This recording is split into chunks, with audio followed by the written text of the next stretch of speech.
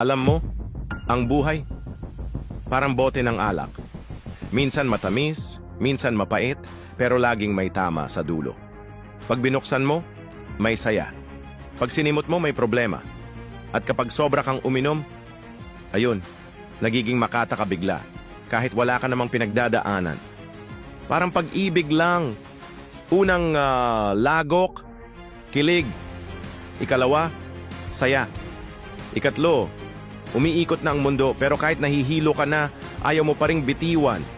Kasi nga, adik ka sa sakit. At ang pinakamasakit, yung ininom mo na lahat tapos sa huli, bote na lang ang hawak mo. Walang laman. Iniwan ka rin.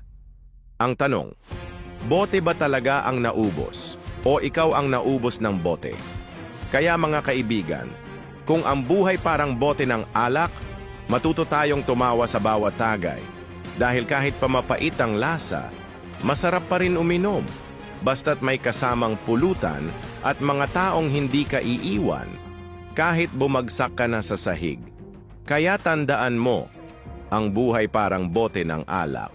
Huwag mong simutin mag-isa. Mas masaya kung may kahati ka.